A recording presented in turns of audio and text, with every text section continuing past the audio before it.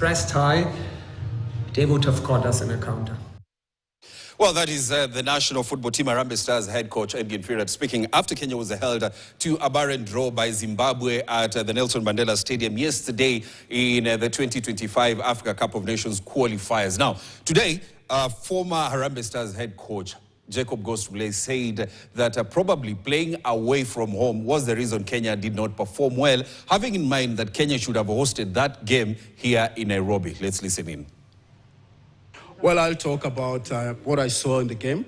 I think I don't know. I don't know the reason why we were not able to be brave enough to pick at least a striker in the game, because that was clearly missing. We did not have somebody hungry, a predator, okay? It is Firat's tactics. I don't want to go into that. But what I saw, that game, I don't think we were going to score at any given point. To concede, maybe by big mistake, but I didn't like we didn't have the bite in front of goal, and that was our major, I think, undoing. I hope that they will. I saw Duke Abuya playing at a striker. When you look at him from younger, he knows he plays from behind. So when you make him to be the one facing the goal first, it becomes difficult. But a natural striker, maybe Omala, maybe Ayunga, whoever was there, Avire, I would say that first of all, is a major undoing for the game yesterday. Against Namibia?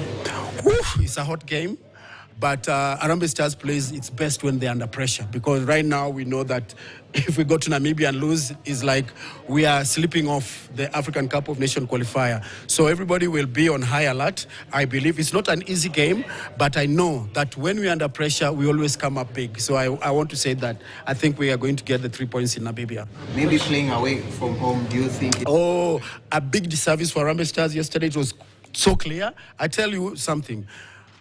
When you play at home in Nyayo or Kasarani, there is a feeling of home ground, and we know we owe these results to our fans who are just close to us. The minute you go to play away from home, even your mood and your mindset doesn't give you the fever. Okay, I'm in Nyayo Stadium, my mother is there, my brother, my sister, guys of Mta are watching me. I want to give a performance, but you come into a stadium, it's empty, and this is your home game. Those are some of the things that affect you playing away from home. Well, a former Harambee Stars coach, that is Jacob Ghost-Mulee, giving his thoughts on Harambee Stars' barren draw against Zimbabwe in the first match in Group J in the 2025 Africa Cup of Nations qualifiers. So we had a couple of matches yesterday, and I want us to quickly run through the results of the other matches that were played. Of course, Kenya with that barren draw against Zimbabwe. DR Congo, that is getting a 1-0 win against Guinea. Sierra Leone settling for a barren draw against Chad. South Africa with a 2-2 draw against Uganda. And Togo settled for 1-1 draw against Liberia. Now, the other results, we saw Morocco get a massive 4-1 win against Gabon. Ivory Coast, the African champions, with a 2-0 win against Zambia. Egypt with a 3-0 win against Cape Verde. Mali with a 1-1 draw against Mozambique. And Senegal with a 1-1 draw against Burkina Faso. That was yesterday. Now, on Thursday, we had a couple of matches.